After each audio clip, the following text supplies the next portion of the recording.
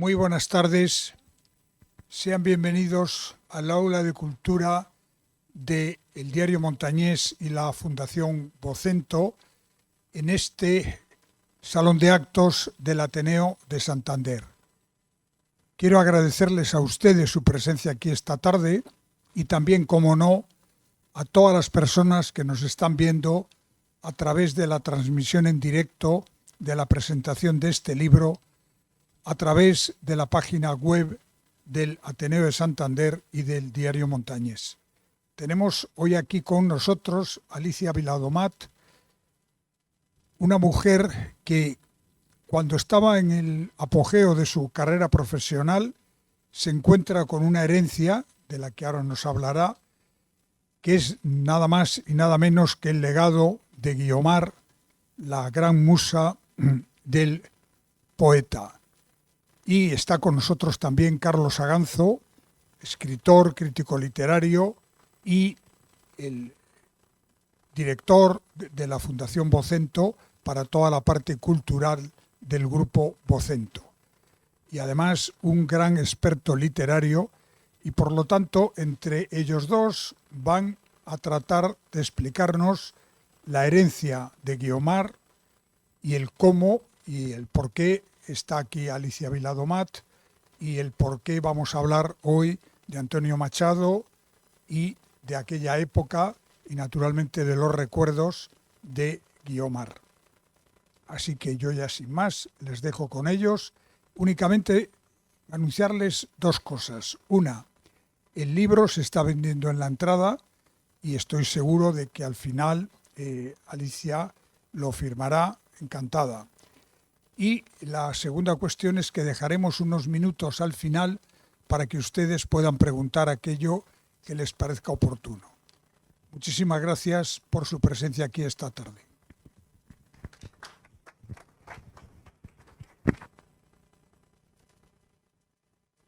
Bueno, muy buenas tardes a todos. Muchas gracias por venir. Manuel Ángel, muchas gracias por una vez más estar aquí en el Aula de Cultura del Montañés, que lo tengo que decir como director de la Fundación Vocento, que es la joya y prez de las aulas de cultura de nuestro grupo, que las tenemos de todas las clases y en todas las provincias de España, pero la del Montañés es una aula de la que estamos siempre muy orgullosos. Es una aula extraordinaria con una programación magnífica y bueno, pues imagínense ustedes estas aulas multiplicadas por toda España. Pues eso es a lo que nos dedicamos un poco desde la Fundación.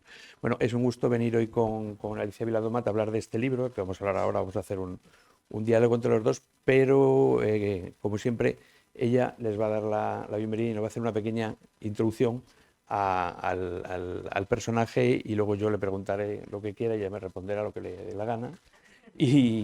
Y al final haremos lo propio con ustedes. Nos preguntan lo que quieran y nosotros también responderemos lo que queramos. Pero empieza entonces, Alicia, si te parece, nos dices alguna cosa. Bueno, sí, claro. Buenas tardes, queridos amigos, distinguido público. Es un enorme placer estar en este lugar y en esta maravillosa ciudad en la que yo no lo sabía hasta hacía bien poco, pero en la cual tengo inmensas y largas raíces. Es la segunda vez que me subo a este escenario y las dos veces con buenos motivos. Quiero dar las gracias a vuestra y mía también alcaldesa Gemma, igual por su inestimable apoyo y cariño siempre. Hoy no puede acompañarnos. En su lugar creo que llegará en algún momento la concejala de Cultura, Noemí Méndez. Quiero dar las gracias al director del Ateneo, a Miguel Ángel Castañeda. Estoy leyendo porque no quiero que se me olvide nadie.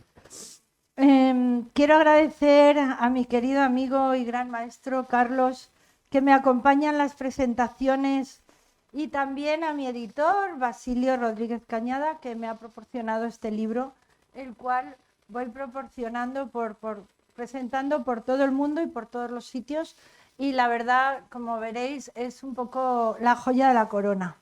Gracias a todos ustedes, mis queridos lectores. Bienvenidos a este encuentro con Pilar de Valderrama, la Guiomar de Machado, que como todos ustedes saben, y ya les ha anticipado Carlos, era mi abuela. Mucho se ha especulado sobre la identidad de este personaje, llegando a dudar si se trataba incluso de un ser ficticio, fruto de la imaginación del poeta Antonio Machado. Pues bien, espero y constituye mi más ferviente deseo que tras la presentación de hoy y la lectura de mi libro se vayan disipado algunas de sus dudas.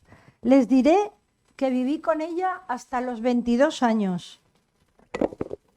Ahora, la conocí muy bien, pero nunca me confió su secreto. No quería en vida tener que dar explicaciones de las decisiones tomadas con respecto a su marido, a sus hijos y mucho menos a su relación con el gran poeta. Pero empujada por sus confidentes, algunos de los cuales hablo en mi libro, la convencieron de que esta historia debería ver la luz. Así lo hace y lo deja escrito en sus memorias publicadas por Plaza y Janés en 1981. Y aquí viene el motivo que me impulsa a escribir Memorias de un gran secreto. Mi madre me tuvo con 45 años, sí, con 45. No les estoy engañando. Hay más de 2 generaciones en blanco. Sí soy Guiomar, Memorias de mi vida, de Pilar de Valderrama. Estaba completamente agotado, así como sus poemarios originales. Ante la imposibilidad de encontrar ejemplares de sus memorias, resultaba urgente la reedición, pues no había puntos de referencia donde buscarlas. En un encuentro casual me cruzo con el que sería mi editor, Basilio Dessial-Pygmalion. Tras una visita muy fructífera, me propone reeditar la poesía completa de Pilar de Valderrama, pero eso ya estaba en camino con Torremozas, dando lugar al poemario Evocación que presenté en este mismo lugar hace un par de años. Entonces le propongo a Basilio la reedición de las memorias y acepta con una condición. Debería escribir un anexo que contara mi experiencia de vida con ella y así tener un punto de vista más moderno de ese desconocido personaje, hasta entonces inexistente para muchos, que era mi abuela. Era una forma de acercar la figura de la protagonista hasta nuestros días a través de mi pluma, para que futuras generaciones puedan estudiar a Pilar de Valderrama teniendo un hilo conductor que atraviesa más de un siglo de nuestra historia. Así surgen mis 12 capítulos, con prólogo de Fernando Valderrama y epílogo de Carlos Aganzo, relatos, vivencias y anécdotas, todo lo sucedido a lo largo de los 22 años que viví con ella. Múltiples fotografías acompañan esta primera parte. A través de esta lectura podrán imaginar quién fue este personaje de nuestra literatura, escritora, dramaturga, defensora de los derechos de la mujer a ultranza en esa época, nunca en detrimento del hombre, además de académica de Hispanoamérica en 1927. Esta es la figura de la mujer que yo reflejo y de la cual hablo en este libro. Se está convirtiendo en un emblema, pues les diré que al ir a presentar mi libro en Cádiz, en la Academia de Hispanoamérica, como les he dicho que ya fue académica, pensábamos que en 1930, ¿cuál es mi sorpresa cuando voy a firmar en el libro y veo que no es 1930, es 1927? Con lo cual, en este momento, hace 2 meses, se produce otro hallazgo más allá en mi vida todavía acerca de este personaje, pero que incluso llega a cambiar el rumbo de la historia. ¿Por qué? Porque mucha gente dijo que esta mujer se había aprovechado de Machado para tener notoriedad, cosa que luego se ha comprobado que no es cierto, puesto que ella muere y es después de muerta cuando autoriza a que se publiquen sus memorias.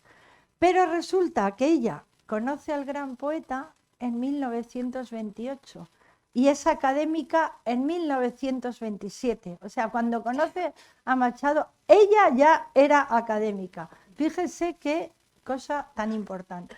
Y con esto les agradezco su presencia.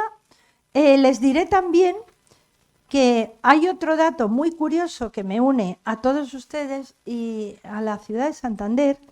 El padre de Ernestina Alday de la Pedrera, la madre de Pilar de Valderrama, de Guiomar, fue un importantísimo industrial en Cantabria. Creó los famosos polders de Maliaño. Importó las vacas frisonas de Suiza, no solo para leche, sino para carne.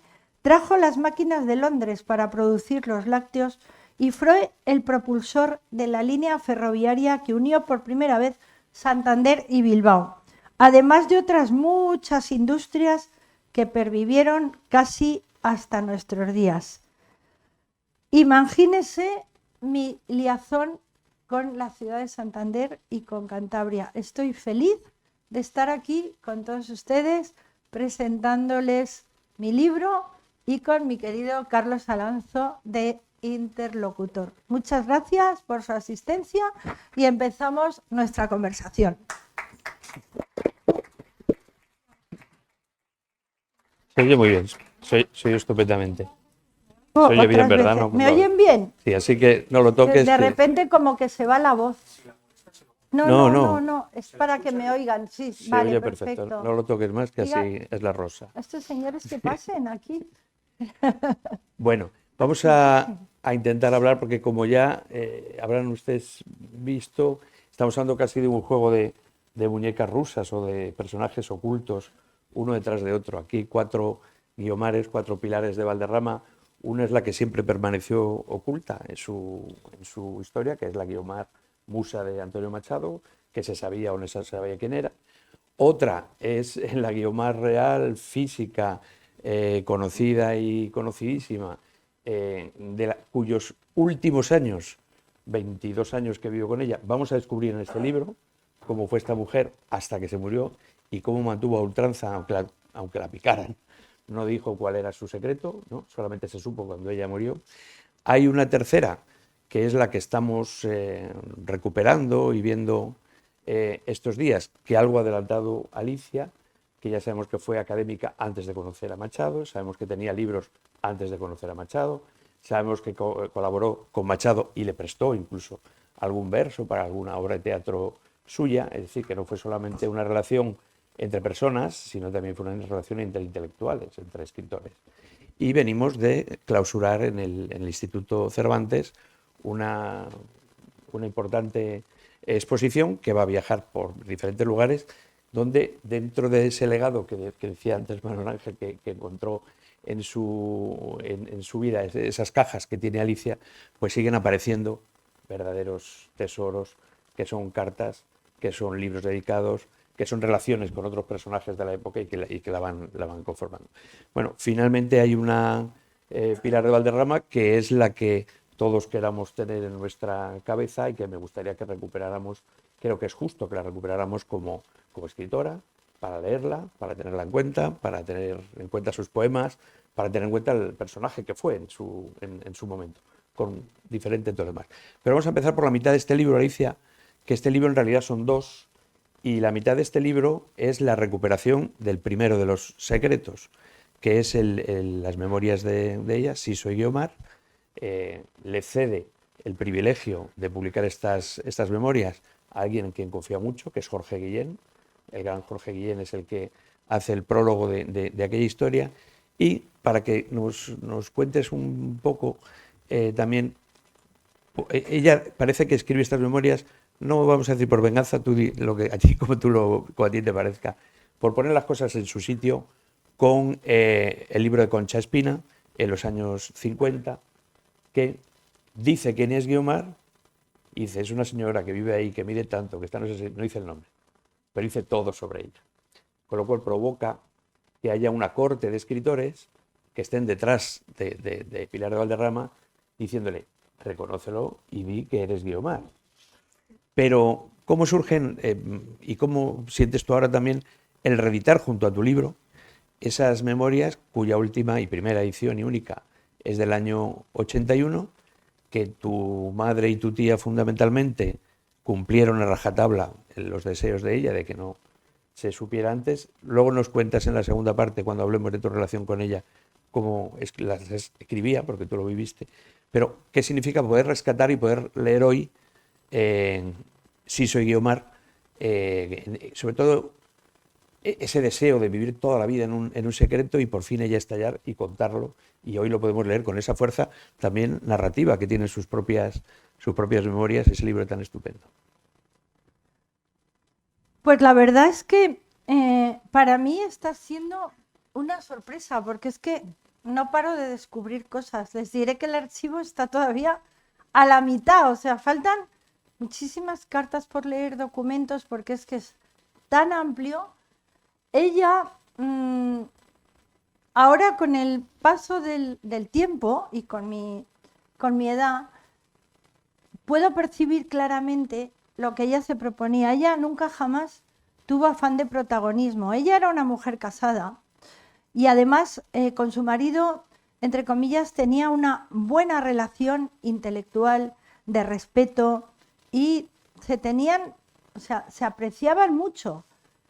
Otra cosa es que a nivel íntimo pues no tuvieran esa relación deseable que en estos tiempos, por otro lado, era muy frecuente. Pero ella en ningún momento quería ni hacer daño a su marido, ni hacer daño a sus hijos, y mucho menos al gran poeta. Ella vivió esta relación con la ilusión de vivirla y quería llevarse el secreto a la tumba. No tenía ninguna intención de contarlo. Y son los grandes confidentes que me he ido encontrando, porque hay muchas cartas de todos ellos. Hay muchas de Jorge Guillén, pero también hay muchas de Gerardo Diego, al cual ustedes conocen muy bien. También hay de Concha Espina, de Justina Ruiz de Conde, de toda una serie de personajes que eran importantísimos en esta época. Bueno, es que son los personajes que constituyeron la literatura española de este tiempo. Entonces, lo que dicen en esas cartas es que es bárbaro, porque todos hablan, la mayoría hablan de su obra, cosa que es importantísimo porque hasta entonces nadie había hablado de su obra. Todos estaban inmiscuidos en sacar a la luz su relación con el gran poeta, pero claro, ¿quién es esta señora que de repente se cuelga de los brazos de Machado? ¿Quiere ser famosa? No quiere ser famosa, pero ¿de dónde viene? ¿Pero de dónde sale? Entonces, claro, probablemente si yo esto me lo hubiera encontrado hace 20 años, cuando vivía con ella, yo estaba en otras cosas, estaba estudiando la carrera, salía con chicos, entraba, salía. ¿Qué iba a estar yo en todo esto? Entonces, no hubiera sido capaz de ponerlo al cabo de la calle, como lo estoy poniendo ahora, pero con documentación fidedigna, contrastada, con historiadores, con literatos, que todos vienen a corroborar lo mismo que yo voy o que cuento en mi libro de mi relación con ella, de cómo fue esa relación con el gran poeta, que mi visión de la relación de ella, la cual ahora comprendo a la perfección después de todo lo que he leído, todo lo que he visto y todo lo que me voy encontrando, está muy bien descrita en el capítulo que se llama El misterio del cuadro, que no se lo voy a desvelar, por supuesto, porque lo que quiero es que se lo lean, pero llego a una conclusión muy, muy interesante que ya estaba más o menos en boca de todos, pero hasta ahora no había sido, por así decir, corroborada. ¿Qué es lo que me proporciona el encontrarme este archivo que me encuentro hace 10 años, 9 años? Y por eso, como ha dicho muy bien el presidente, yo soy psicóloga, soy coach, me dedicaba a todo esto que ahora hay mucha gente que... cosas de la mente y todo esto, que es muy interesante, pero claro, si me tenía que poner a todo esto, no, la vida no me daba de sí. Y tengan en cuenta que yo soy hija única, nieta única y sobrina única. Detrás de mí no hay nadie. Entonces, por eso tengo el gran compromiso de sacar a flote todo este legado, pero por otro lado, también es una gran responsabilidad, como todos ustedes se darán cuenta cuando lean el libro. Gracias a Carlos, que me va ayudando mucho a presentarlo y hacemos unas grandes conversaciones, pues me es mucho más fácil. No es difícil, es muy costoso, pero emocionalmente es muy, muy gratificante el pensar que cada día la figura de Pilar de Valderrama llega a 100, a 200, a 300 personas. Y es que no la conocía nadie. Nadie sabía hace 10 años quién era. Sabían, Guiomar le sonaba, pero Pilar de Valderrama no sabía nadie quién era. Imagínense que ahora han pasado por esa exposición del Cervantes 4 meses y medio, 30.000 personas que saben quién era esa figura, porque la exposición del Cervantes ha estado dedicada a ella exclusivamente.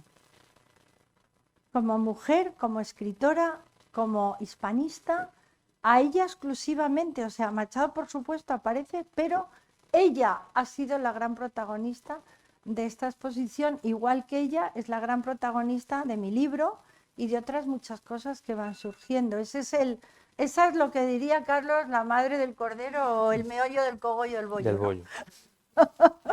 Lo diría Umbral más que yo, pero bueno.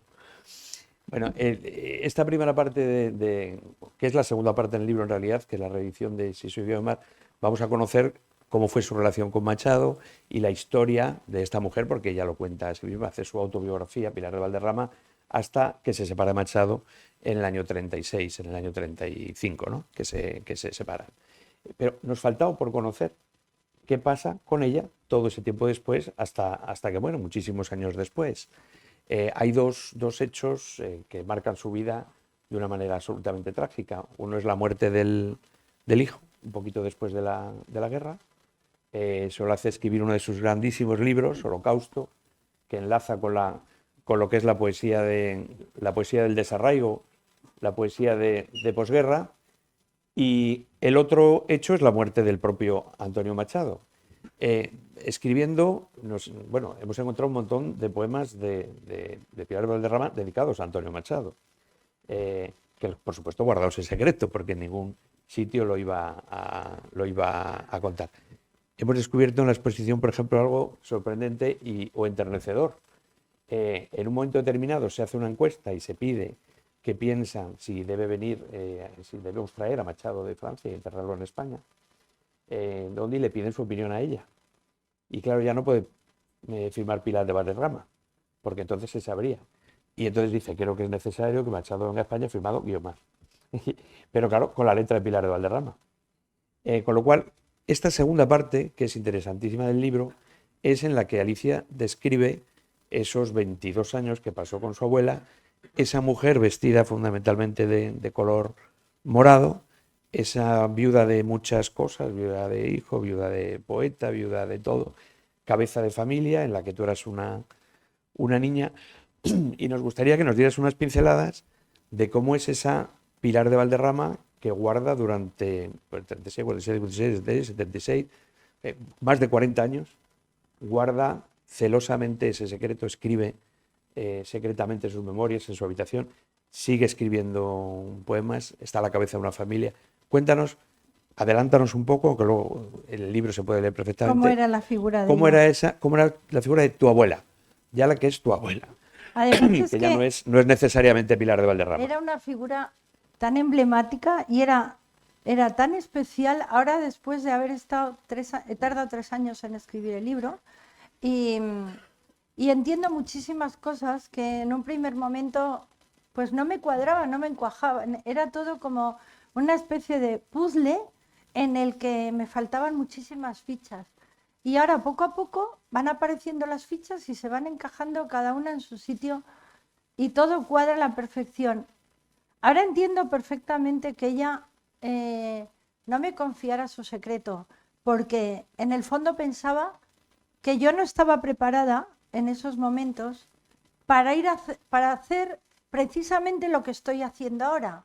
Ahora sí, porque ahora, con toda la documentación que tengo, me da una seguridad importantísima y puedo salir al paso y contestar a todas las preguntas que me van haciendo.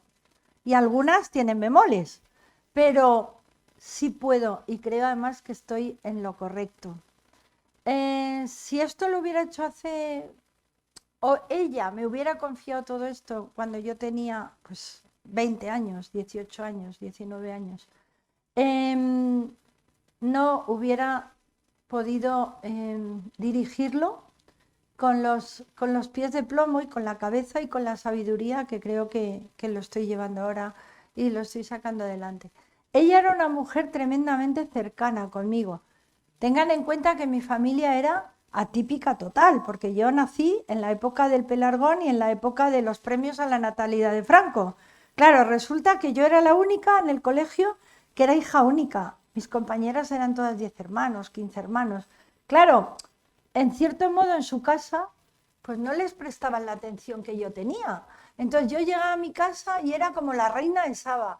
La abuela, bueno, venía corriendo a que le contara los últimos acontecimientos del colegio y me escuchaba como si le estuviera contando la batalla de San Quintín.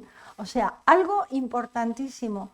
Claro, esa atención que todos estos personajes, porque esta familia tan atípica que era la mía, porque es que eran todos, en esa época, que un hombre fuera artista estaba mal visto, que una mujer fuera actriz de teatro estaba todavía peor, y encima eran una familia buenísima, o sea, eran una familia de la sociedad buena.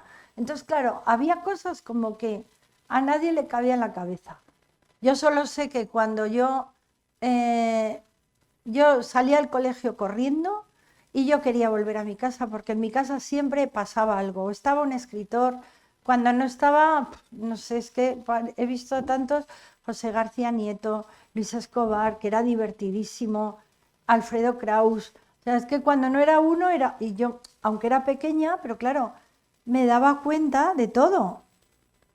Quizá no observaba con esa perspicacia para haberme dado cuenta de lo que había más allá, pero quizá tampoco era ese su objetivo, con lo cual mi abuela indirectamente me fue acercando desde muy pequeña a ella, de manera que cuando yo me encuentro ese archivo es que tenía la sensación de que ella iba guiando mi mano cuando iba escribiendo. O sea, no os imagináis lo emocionante, y cuando de repente me quedaba en blanco, abuela, o me inspira o esto aquí se acaba.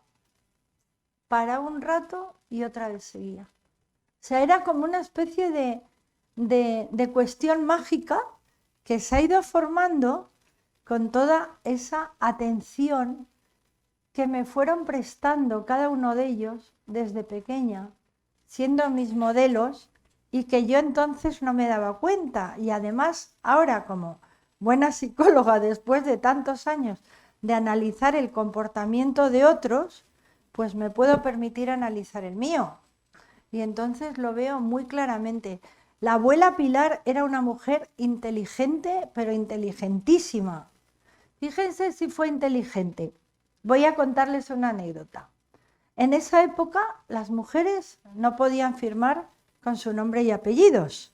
Vean María Lejárraga, sigue siendo actualmente casi la mujer invisible, porque ella firmaba con el nombre de su marido.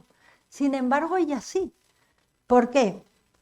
Porque en lugar de enfrentarse a los hombres, cosa que muchas de ellas hacían, ella se alía con los hombres de su familia.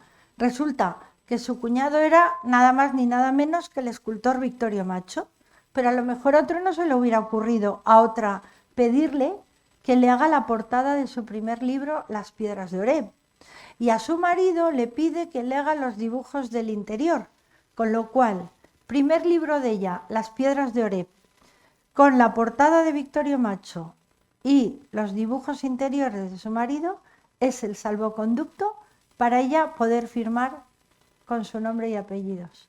¿Qué les parece? Una mujer inteligente. Por otro lado, era una mujer que era muy buena escritura. Tenía muy buena escritura, o sea, era muy buena escritora. Eso un día me lo comentó Carlos porque me dijo, ¿tú te imaginas a cuántas de las escritoras de hoy en día les gustaría tener 3, 4 y 5 críticas de sus obras semanales, pues ella las tenía. Y estamos hablando de los años 40. Araujo Costa, Cansinos Asens, Lope Mateo. O sea, así de crónicas literarias de los periódicos de la época. Luego, es verdad, era creyente. Claro que creía en Dios. Machado también creía en Dios. No era ateo en ningún momento, como se ha dicho. Machado renuncia a ser creyente o deja de creer cuando su mujer Leonor se muere tan jovencita y él lo considera una injusticia. Pero claro que era creyente. Es más, con mi abuela hablaban mucho del tema de Dios y está recogido en las cartas. Era creyente, pero no era beata. O sea, no era de las que estaba todo el día, como algunos decían, rezando en la iglesia y pidiendo. No, pero claro que era creyente. Con Machado tenía una relación, increíble, pero una relación de un amor profundísimo, porque esos poemas que él escribe, esas canciones a Guiomar, si tú no quieres, es que no los puedes hacer, es que no te salen.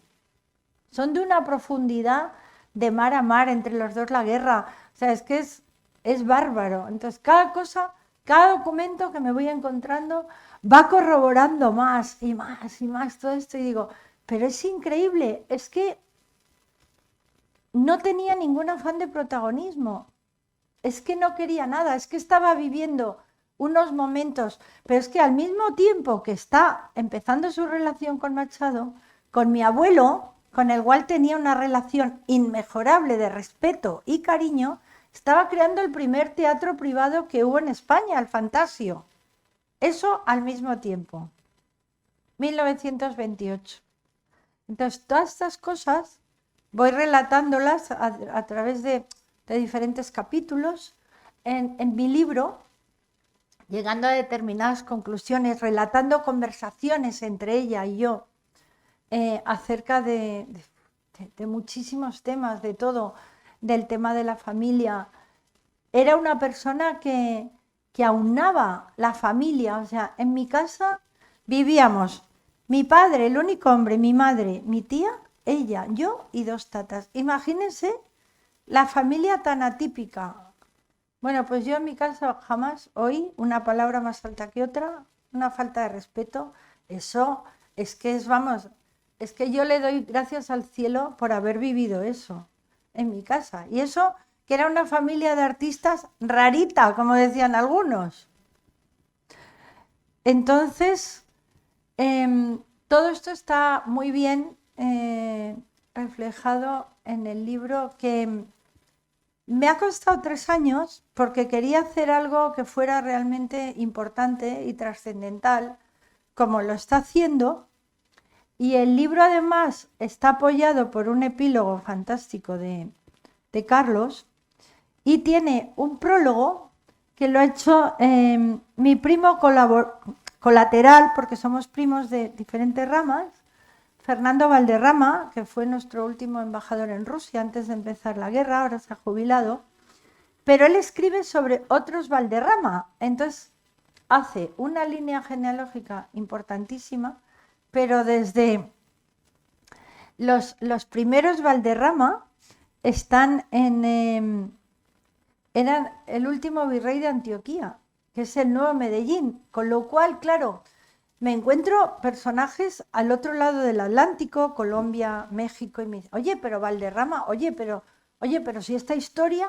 Entonces es que Pilar de Valderrama, señores, está trascendiendo más allá del Atlántico, hasta en Filipinas, porque claro, Filipinas, todo el tiempo que Filipinas fue español, la historia de Machado y de Guiomar fue conocida. Hay muchos hijos, nietos que quieren conocer realmente cómo fue esa historia. O sea, que esto es como un hilo del que vas tirando y no se acaba nunca el carrete. Porque además, como bien les he dicho, tengo tantos documentos todavía sin estudiar o sin archivar o mirados por encima, que vaya usted a saber lo que puedo encontrar ahí. ¿Saben? O sea que Ujú. Es muy interesante.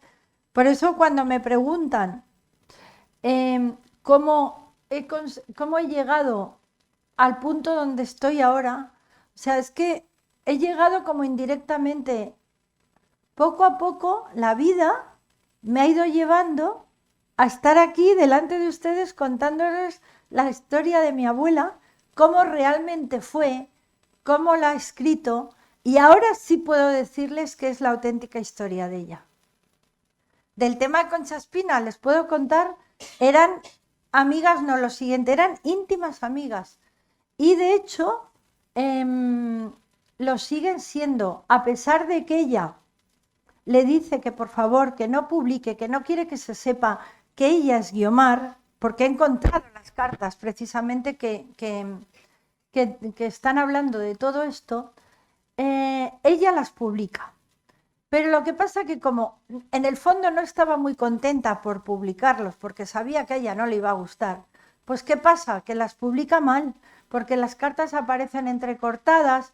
Al final la gente no se entera. Si Guiomar es Pilar de Valderrama, la llegaron a identificar hasta con Pilar de Aristraín. O sea, unas cosas. Entonces, bueno, al final la historia pasa y ellas siguen siendo muy amigas. Y de hecho, cuando Concha Espina está ya ciega prácticamente, que vivía en la calle Goya, yo sé que poco antes de morir la abuela fue a verla. O sea, y de hecho seguían tomando el té y merendando juntas. O sea, que ella la perdonó. Eso sin...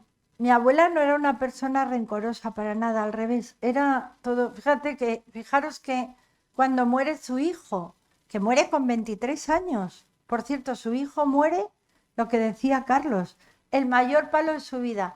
Su año mejor, 1928. Conoce al gran poeta, empieza su relación con él, crea el Teatro Fantasio y entra a formar parte del Liceum Club. 3 acontecimientos importantísimos. Su año más desastroso, años horribilis, el 39. ¿Por qué? Porque en el 39 muere el gran poeta y muere su hijo, los dos al mismo tiempo. Ahí es cuando ella publica Holocausto. Fíjense el título, que es que, claro, alguien que vino a la exposición me decía, pues este título es que es premonitorio de lo que está pasando ahora, Holocausto, pero es que el 39 fue el holocausto de su vida. Entonces todo eso, con toda la documentación, con todos los papeles, las cartas, queda todo unificado de una manera que dices, chapo, qué mujer increíble. Y en esos tiempos, que no estábamos hablando de hace 10 años ni 20, estamos hablando de los famosos años 20 del siglo pasado. Imagínense, era una mujer, otra conclusión, era una mujer valiente, valientísima. ¿Por qué?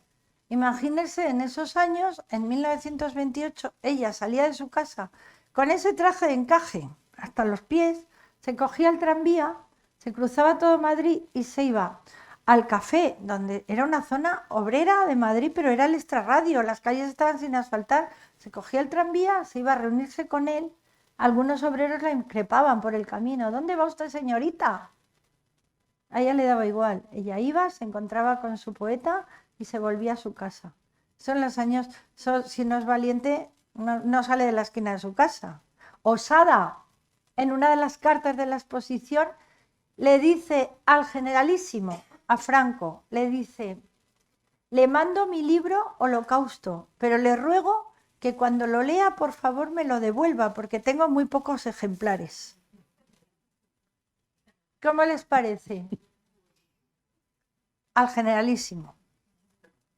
Eso es una mujer osada. O sea que a través de todo esto voy haciendo una semblanza de ella, que es que luego iba siempre, yo la recuerdo, nunca, claro, cuando yo la conocí, tuve uso de razón.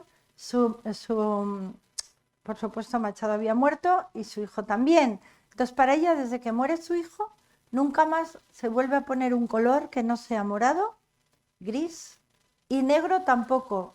Odiaba el negro. Gris o morado, siempre iba de grises y morados. Para mí es la mujer de gris y violeta. Y eso también hay un capítulo relacionado en mi libro con estos colores que tiene todo el sentido del mundo. No sé, podría estar contándoles anécdotas, pero yo creo que tampoco les quiero aburrir. No, yo te pregunto. Yo te pregunto, bueno, él no solo hace el retrato de esta mujer de Violeta en esos años, hace también un extraordinario retrato de su familia. Pero hay que ver quién es la familia de Alicia y quién es la familia de Pilar de Valderrama. Porque está el abuelo, Martínez Romarate, el gran técnico de iluminación, hombre de teatro, funda el Teatro Nacional con Luis Escobar, nada más y nada menos. Lo fundan en Palencia los dos. Ese es el abuelo, el marido. Las dos hijas son primeras actrices del Teatro Nacional, pero una de ellas, Mariluz, es una poeta y escritora que deberíamos rescatar. Si seguimos buscando en las cajas, cualquier día nos sale para hacer un buen tomo de lo que es Mariluz. La madre de Alicia, también primera actriz y una persona de teatro profundísima. El padre de Alicia, Domingo Viladomat, cineasta, director de 4, 5 o 6 películas, pues algunas de las buenas, entre ellas Gayarre, una de las más conocidas, pero también un pintor, con exposiciones en Nueva York, exposiciones por Europa, y sobre todo esta familia y la pequeña niña Alicia que estaba allí, reinaba la abuela, que era la matriarca. Y entonces mi siguiente pregunta es, que tú lo cuentas también en el libro, por supuesto era ese núcleo familiar, artístico, pero eran todas las personas que iban pasando por ahí, y especialmente ese capítulo que tú cuentas de los confidentes. O sea, las personas que repetidamente, ¿quiénes eran? Cuéntanos un poco. ¿Y qué le pedían a tu abuela permanentemente? Y cómo ella, en cartas o en persona, nunca cedió. Ellos iban convencidos de que le iban a convencer a ella para que dijera ya quién era de una vez. Pues ya no tenía en realidad nada que perder, pero a cada uno ella les daba la vuelta y se volvían por donde habían venido diciendo, no lo vamos a revelar. Y hasta que no accedió y le dio el permiso a Jorge Guillén, cuando ella se murió, pues ninguno lo consiguió. ¿Quiénes eran estos confidentes? Ahora me acuerdo yo, porque yo la veía siempre, yo la recuerdo, ella llevaba un mandil y el mandil lo llevaba lleno de llaves. Siempre se pasaba la vida buscando las llaves, porque se las iba dejando, las llaves y las gafas. Y yo decía, ¿qué llevará? Y claro, las llaves eran las llaves de los cajones de su cómoda, donde guardaba todos estos tesoros. Y como yo de pequeña era muy curiosa, pues claro, debería tener miedo que llegara alguno de esos cajones y descubriera sus secretos. Por eso los guardaba siempre todo bajo llave. Los personajes que llegaban a mi casa es que eran tan diferentes, porque del mundo del teatro, pues recuerdo a Luis Escobar muchísimo, porque es que además el Marqués de las Marismas era tan divertido. El que inauguró el Teatro Fantasio yo no lo conocí. El que inauguró el Teatro Fantasio con el príncipe que todo lo aprendió en los libros. Sí. Jacinto Benavente. Benavente. Pero hablaban muchísimo de él en casa también. Mi madre, como primera actriz, pues interpretó todas las obras clásicas de Calderón, de Lope de Vega. Imagínense también en esa época, esos años 40, mi madre, primera actriz del teatro, María Guerrero, una mujer actriz en esa época, pues era más o menos cabaretera, porque... Y encima a las órdenes de su padre. Y durante 10 años estuvo representando las obras de Calderón, de Lope, de muchísimos personajes importantísimos. Y mi padre, pues, ¿qué les voy a decir? Lo que pasa es que mi padre... Pero eso es otra historia. Mi padre es el gran defenestrado porque justo después de la guerra, cuando aparece la sección femenina, que todos habrán oído hablar de ella, resulta que mi padre era el mejor artista en esa época. Entonces lo llaman del gobierno de Franco para hacerse cargo de todos los decorados de los teatros de la sección femenina. Entonces, claro, un hombre contratado con todas esas mujeres, pues no estaba muy bien visto. Y ahí es precisamente donde conoce a mi madre, porque mi madre iba en el teatro, que era el Teatro Nacional, y ahí es donde se conocen y bueno, y se hacen novios y luego se casan. Lo que pasa es que yo por circunstancias de la vida pues tardó mucho en nacer, y por eso me tiene, y además ellos se casaron ya mayores porque aunque se habían visto antes, pero mi padre no quería casarse antes de tener su vida solucionada y por eso pues tardan y yo luego tardo mucho en nacer, pero es que en esa familia, no sé, es que he visto a tanta gente pasar por ahí. Alfredo Kraus pues venía, sí, sobre todo que... Y hay una anécdota muy curiosa y muy triste de las películas de mi padre, que yo el otro día, esto se lo cuento porque el otro día uno de los personajes que vino a ver la exposición es Paquito Ruano. Igual me está viendo, te mando un beso, mi querido Paquito, porque él ve mucho por streaming y además me dijo que si lo quería contar, que lo contara sin ningún problema. Este chico fue el protagonista de la última película que hizo mi padre, que la hizo con Pepe Isbert, el famoso Pepe Isbert, tan divertido que hablaba con esa voz. Bueno, pues Paquito Ruano representaba a un muchacho, a un chico que era cantante y que era ciego y se ganaba la vida pues cantando, tocando la guitarra en la puerta del mercado. Tenía una perrita que era como todos los invidentes, pero este chico veía perfectamente y al cabo de los años este chico es completamente ciego. Y él vino, bueno, vino con su lazarillo, le estuvimos explicando la exposición y todo eso, y recuerda la época, porque esta película, cuando mi padre la hizo, yo era muy pequeña, pero entonces salía al colegio y me iba a los rodajes a ver a este chico cantando, a la perrita, claro, me lo pasaba como una enana. Entonces también he vivido esa serie del cine de mi padre. Yo quise, cuando era más pequeña, quise ser actriz y de hecho él no quiso, me dijo que de ninguna manera, que yo estudiara y que luego ya, porque él había conocido muy bien ese mundo y no quería que yo entrara en él hasta que no tuviera mi vida solucionada, por así decir, de alguna manera por mí misma. Y creo que hace bien, no se lo reprocho. Se lo agradezco mucho. Y luego pues era un pintor maravilloso al cual yo he llevado por todo el mundo durante más de 10 años y bueno, pues fue relegado por esto, porque como fue el que hizo todo lo decorados de la sección femenina en la época de Franco y eso luego después estuvo tan mal visto, ¡pum!, pues otro al anonimato. Pero eso es otra historia y con él voy después que con mi abuela. Ya lo verán. La película de la que habla Alicia es Perro Golfo.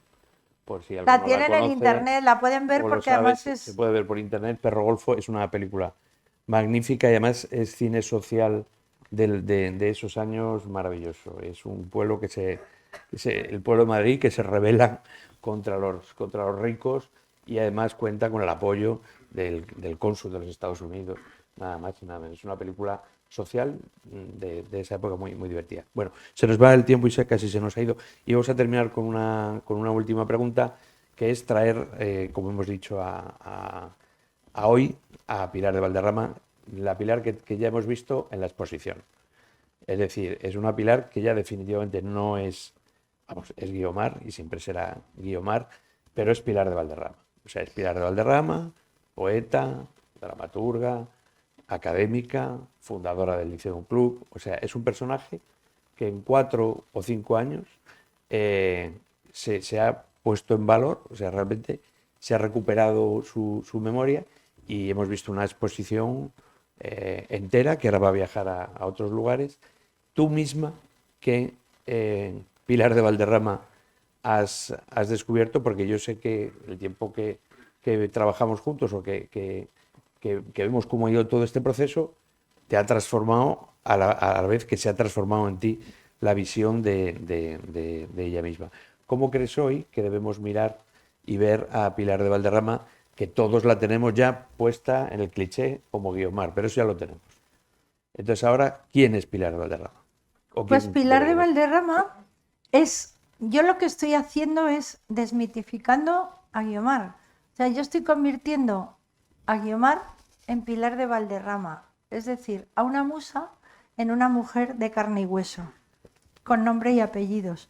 Una mujer de carne y hueso, con su propia vida, con una personalidad muy potente, como les he ido transmitiendo y verán en mi libro, con unas cualidades increíbles que en aquellos momentos ella no quiso, y yo se lo respeto muy bien, descifrar todo aquello porque pensó que no era conveniente, y creo que tenía razón,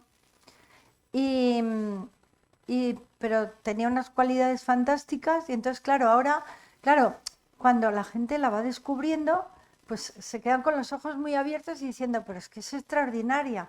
Claro, pero yo antes no tenía la fuerza, ni la potencia, ni las armas para poderla poner en el lugar donde la estoy viviendo. Poniendo yo misma, soy otra persona. O sea, yo era una Alicia antes de escribir el libro. Tuve que hacer un estudio tan profundo para escribir durante 3 años esta historia, mirando hacia dentro de mí, porque yo me había dedicado toda la vida a mirar siempre fuera, salía, entraba, era como una especie de huida para adelante. Cuando viene la pandemia, entonces hago toda esta introspección y empiezo a descubrir unas cualidades dentro de mí que he heredado de todos ellos y que no me había ni dado cuenta, que me dan una fortaleza y me ayudan a poder tirar con todo esto para adelante y a poder llegar a buen fin. Espero el día de mañana poder hacer una fundación y un buen museo con todas las obras de todos estos personajes que creo que se lo merecen. Estoy en ello y con la ayuda de buenos amigos como Carlos y de todos ustedes, seguramente lo acabaré consiguiendo. Me pueden preguntar lo que quieran, yo les contestaré con muchísimo gusto. Pues abrimos un ¿Quién se atreve? turno de conversación. Si alguien quiere preguntar algo, tiene alguna Si es duda. muy difícil y no os puedo contestar, lo digo. Eso no lo sé, pero normalmente por ahora no me ha pasado. Venga, anímense, que es muy... Alicia, por lo que acabas de contarnos, tienes en perspectiva otros libros sobre otros personajes que has conocido y de los que tienes documentación. ¿Podrías adelantarnos algo? A ver, tengo muchas, voy teniendo, esto es un camino, se van abriendo muchos afluentes. Entonces, tengo muchos planes en perspectiva y muchas propuestas también. No tengo ninguna decidida y no tengo nada claro porque como cada vez me voy encontrando más cosas, yo lo que quiero es llegar a un momento donde lo pueda aunar todo hasta un determinado límite. Entonces creo que para eso me falta un año, diríamos. Porque también este libro ahora justo salió hace un año y va a la segunda edición. Entonces, por lo menos un año voy a tener que estar con él, porque de aquí luego vamos a muchas otras ciudades, pero también vamos a Colombia, a México, a Nueva York, o sea, es un largo recorrido. Entonces, pues tengo cosas en perspectiva, pero con ningún personaje cerrado, por así decir.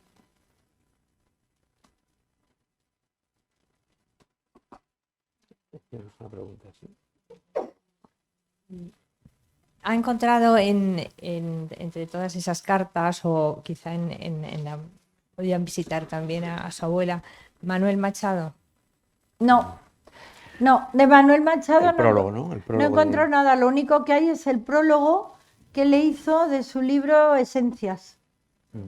Es un soneto, que es el prólogo. Es un soneto que es el prólogo, pero cartas de Manuel no he encontrado. ¿Y qué relación tenía con los otros personajes del 98? ¿Otros personajes? Los Azorín- autores del Azorín, por 98. ejemplo. Pues mira, con Azorín muchísima, porque de hecho ella fue el testigo del noviazgo de Azorín con Julia, y Azorín le escribe una carta muy bonita, precisamente hablando de Holocausto y dándole el pésame por la muerte de su hijo. Y luego también le escribe una tarjeta en la que la nombra y le dice: es usted una auténtica precursora del teatro de cámara.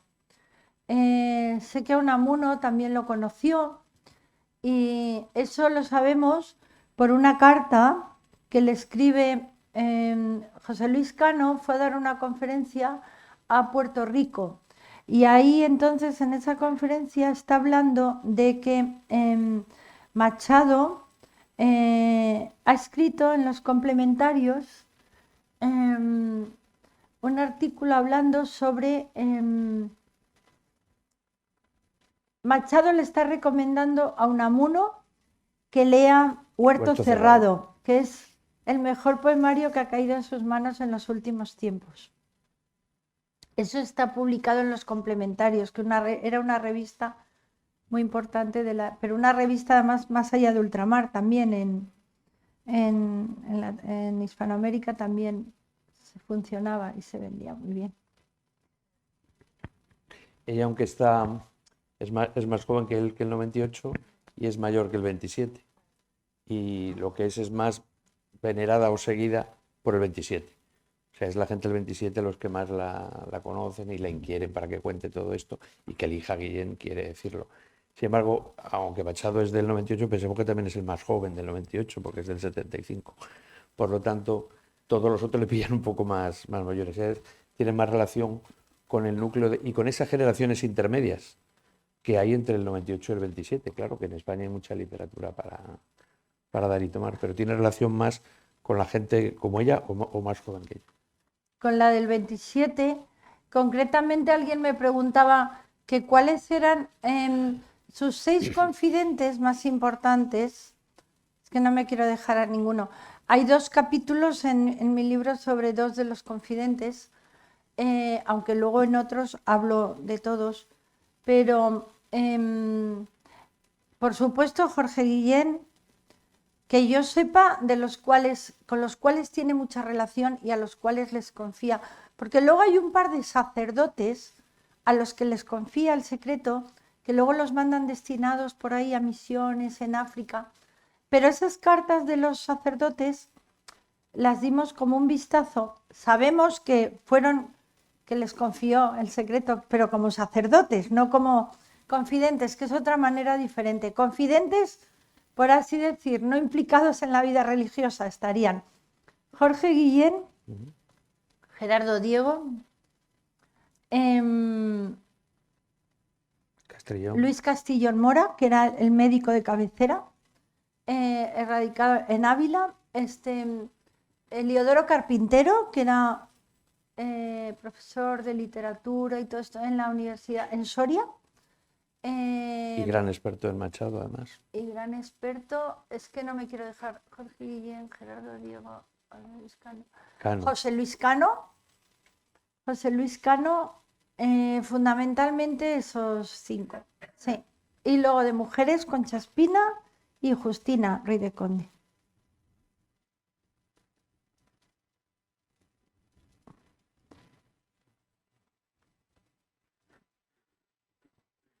Sí, me gustaría conocer la relación que pudo haber tenido con Alfredo Kraus, porque había cierta diferencia de edad, ¿no? Echando cuentas mentales. Yo tuve la oportunidad y yo diría que la suerte de haber conocido a Kraus como médico joven en aquel momento en Granada. Y bueno, en cualquier caso me parece un personaje fuera de norma, dejar todo al margen que era fuera de laringe también. Y bueno, quería saber la relación, dado que muchas veces lo repites, ya es la segunda vez que te lo oigo. Sí. Bueno, es que es mi tenor favorito, o sea, a mí me parece que Kraus solo ha habido uno en la historia. Bien, es verdad que la relación con Kraus fue mi padre, puramente profesional, porque le contrataron como director para dirigir la película Gayarre, y entonces, pues, claro, los rodajes y todo eso, pero personalmente la relación no era muy cercana. Kraus era un personaje bastante distante, Alfredo. No obstante, yo me he criado con la hija de Alfredo y mi madre era muy amiga de la mujer, de Rosa. Rosa y la hija no, pero Alfredo era un personaje particular.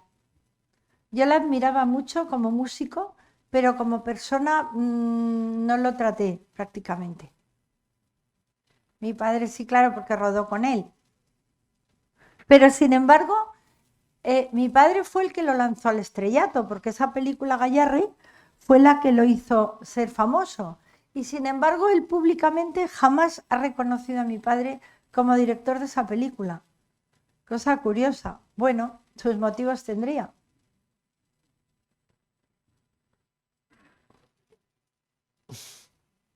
Bastante.